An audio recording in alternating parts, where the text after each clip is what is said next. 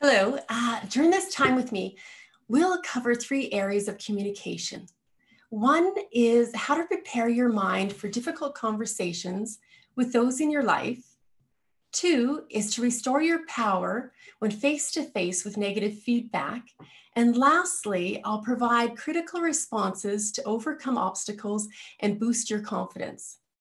To prepare your mind for difficult conversations, let's look at three activities you can practice. The first one is to keep yourself from allowing past experiences to predict how the conversation will go. People change every moment, even slightly, and learn something new within those moments. Realistically, we can't expect the same conversation to go in the same direction every time, but be aware of what triggers our past experience. If we can identify that trigger, that awareness helps us to change the direction of the conversation. The second one is don't predict the future outcome by assuming how the conversation will go. This is how we allow negative thoughts to create a story that isn't true. Assumptions are a conversation killer.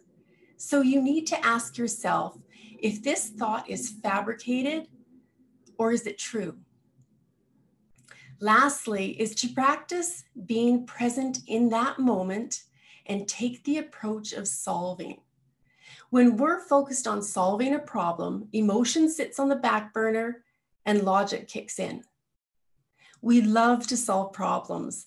It gives us this power and confidence that we're contributing and are important in this equation.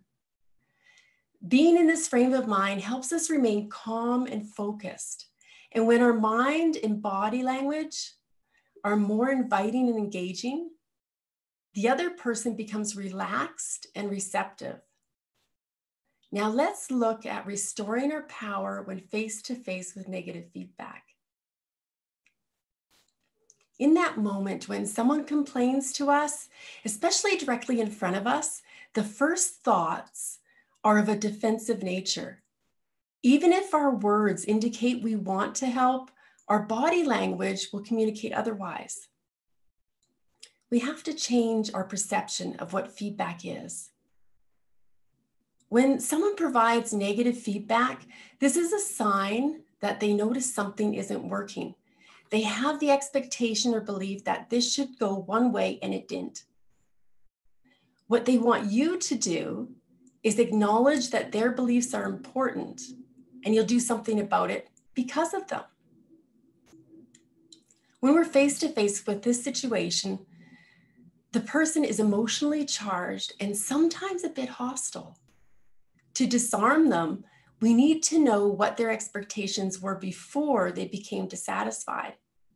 This is very powerful since it shows that you're interested in their perspective and beliefs, and you want to understand them. They feel listened to and important.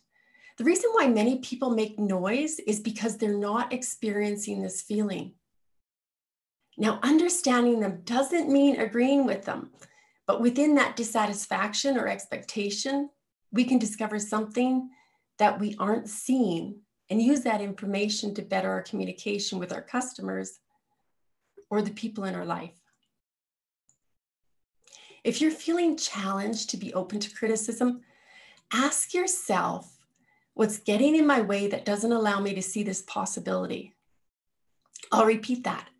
What's getting in my way that doesn't allow me to see this possibility? Many times we take feedback personally when we shouldn't. There's great value in receiving feedback. Many won't say anything when dissatisfied and will walk away and tell others instead of the person who can correct the situation. We're left with pondering why we're experiencing this friction in our life. Create a space where feedback is appreciated. When they learn we're receptive, they'll be more civilized in the conversation.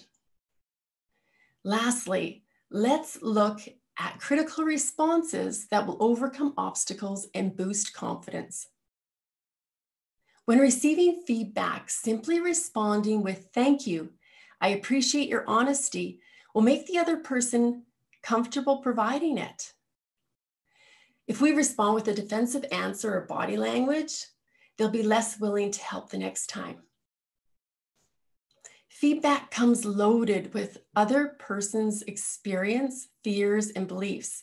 This doesn't mean this information will be valuable, but it gets us thinking and decide if we can use it or discard it. When someone is too nosy, be open to them about protecting your privacy. Here's a few responses you can use. I would like to keep that to myself for now. Thank you for your concern.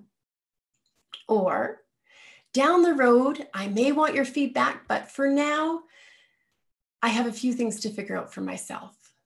Another is, if I was to answer that question, what would you do with that information? Lastly, I love your curiosity. What is it about that concerns you? Now, when someone is rude to you, ask them, how would you like me to respond to that? Or, what is it that you hope to gain from that comment? Before I finish, I want to offer you one last tip for showing your confidence through communication. It's how to respond to compliments. Many have this habit of not allowing ourselves the luxury of receiving a genuine compliment and end with responding with something like, oh, this old thing, or it was really nothing, or I can't take credit for that.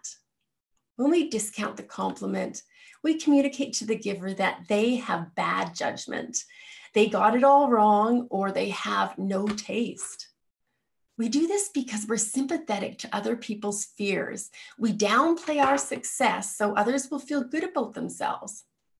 This is a habit we've held on to over the years. Instead, we should be proud of our success and feel good about it. So get in the habit of starting with a smile and simply saying, thank you. I appreciate your compliment. Thank you for listening.